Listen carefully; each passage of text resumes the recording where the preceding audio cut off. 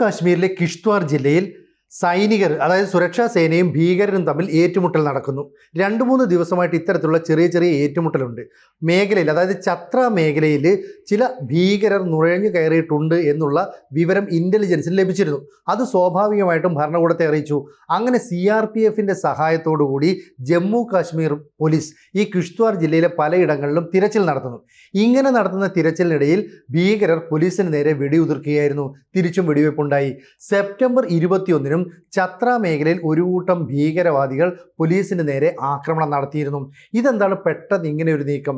അതായത് ജമ്മു കാശ്മീർ മേഖലയിൽ വീണ്ടും അസംതൃപ്തി സൃഷ്ടിക്കാൻ വേണ്ടിയിട്ട്, അല്ലെങ്കിൽ അവിടെ ഒരു കലാപ സമാനമായ സാഹചര്യം ഒരുക്കാനായിട്ട് പാകിസ്ഥാനിൽ നിന്ന് നുഴഞ്ഞു കയറുന്ന ചില ഭീകരർ ശ്രമിക്കുന്നു. കൃത്യമായി പറഞ്ഞാൽ പാകിസ്ഥാൻ പാലൂട്ടി വളർത്തുന്ന ജെയ്ഷെ മുഹമ്മദ്, ലഷ്കർ-ഇ തോയ്ബ തുടങ്ങിയ ഭീകര സംഘടനകളുമായി ബന്ധപ്പെട്ട ആളുകളാണ് ഇത്തരത്തിലുള്ള ആക്രമണത്തിന് പിന്നിൽ.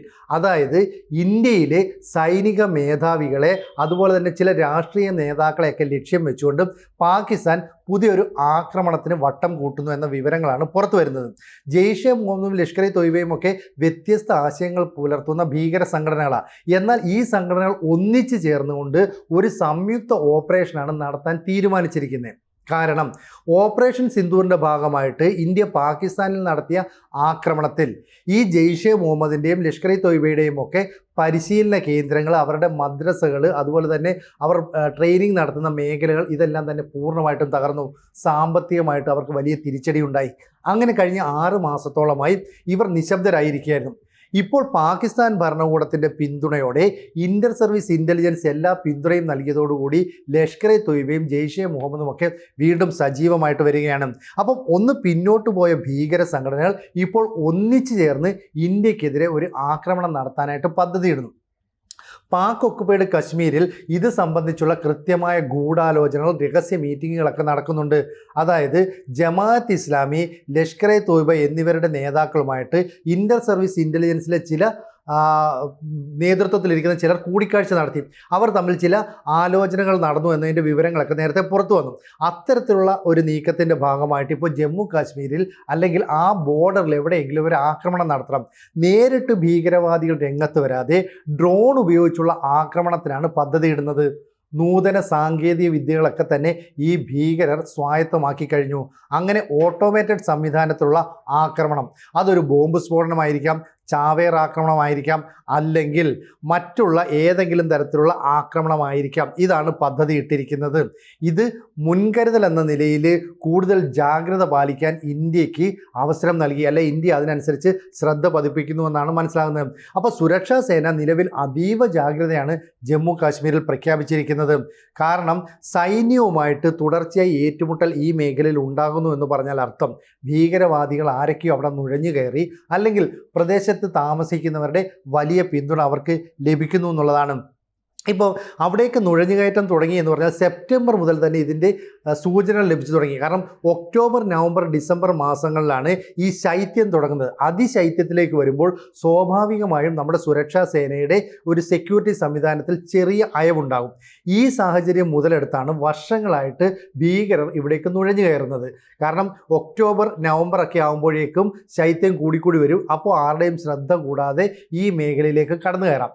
കൂടാതെ ഇവരെ പ്രാദേശികമായി സഹായിക്കുന്ന കുറേയധികം ആൾക്കാരുണ്ട്.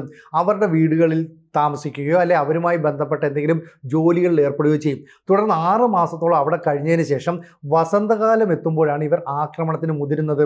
ഇപ്പോൾ പാകിസ്ഥാനെ സംബന്ധിച്ചിടത്തോളം ഇന്ത്യക്ക് മുമ്പിൽ പരാജയപ്പെട്ടു എന്നുള്ള ഒരു പ്രതീതി അവിടുത്തെ ജനങ്ങൾക്കുണ്ട്. ഭരണകൂടത്തിനെതിരെ, സൈനികർക്കെതിരെ, അതായത് സൈനിക മേധാവികൾക്കെതിരെയൊക്കെ തന്നെ ഒരു വികാരമായിട്ട് ഇത് ഉയർന്നു വരുന്നുണ്ട്. അതിനെ ഒന്ന് ശമിപ്പിക്കണമെങ്കിൽ, സ്വന്തം നാട്ടിലെ ജനങ്ങളെ കൂടെ നിർത്തണമെങ്കിൽ ഇന്ത്യക്കെതിരെ ഒരു ആക്രമണം നടത്തണം. ഇതാണ് പാകിസ്ഥാൻ്റെ എക്കാലത്തെയും ലക്ഷ്യമെന്ന് പറയുന്നത്. ഇപ്പോൾ കാശ്മീർ താഴ്വര അസ്വസ്ഥമായി കഴിഞ്ഞാൽ തന്നെ പാകിസ്ഥാന് വലിയ സന്തോഷമാണ്. ഈ പഹൽഗാം ആക്രമണത്തിന് ശേഷം പിന്നീട് നമ്മൾ കൃത്യമായിട്ട് ഓപ്പറേഷൻ സിന്ദൂരിലൂടെ തിരിച്ചടി നൽകിയതോടെ ഈ കാശ്മീർ മേഖല വീണ്ടും സമാധാനത്തിലേക്ക് തിരിച്ചു വന്നു. പ്രാദേശികമായ തെരഞ്ഞെടുപ്പ് സമാധാനപരമായിട്ട് നടക്കുന്നു. അതുപോലെ തന്നെ ടൂറിസ്റ്റുകളുടെ വരവ് വീണ്ടും കൂടിക്കൂടി വരുന്നു. അങ്ങനെ കാശ്മീർ പഴയ പഴയ കാശ്മീരായിട്ട് അല്ലെങ്കിൽ ടൂറിസ്റ്റുകളുടെ ഒരു വിഹാര മേഖലയായിട്ടൊക്കെ മാറി വരുന്നു. ഇത് പാകിസ്ഥാൻ സഹിക്കാൻ കഴിയുന്നില്ല. അതുകൊണ്ടാണ് പാകിസ്ഥാൻ സർക്കാർ ISIയുടെ പിന്തുണയോടുകൂടി ഭീകര സംഘടനകളെ ഒന്നിച്ചു ചേർത്ത് ഒരു സംയുക്ത ഓപ്പറേഷന് പ്രേരിപ്പിക്കുന്നത്. അതും നേരിട്ട് വരണ്ട, ഡ്രോൺ ഉപയോഗിച്ച് ആയുധങ്ങൾ അവിടെ എത്തിക്കുക. അപ്പോൾ ഡ്രോൺ ഉപയോഗിച്ച് ആയുധം എത്തിക്കുന്നു, അതുപോലെ തന്നെ ചില സാങ്കേതിക സംവിധാനങ്ങൾ അവിടെ നടപ്പാക്കുന്നു. അപ്പോൾ അവിടുത്തെ ഭീകരരും ടെക്നിക്കലി ഒരുപാട് മുന്നേറുന്നു. ഇതിന് പിന്തുണ നൽകുന്നത് പാകിസ്ഥാൻ ആർമിയാണെന്നത് വളരെ പരസ്യമായ ഒരു രഹസ്യമാണ്. ഇവിടെ ഇപ്പോൾ നമ്മൾ തൃശ്ശൂർ എന്ന് പറയുന്ന ഒരു സംയുക്ത സൈനിക അഭ്യാസം നടത്തുകയാണ്.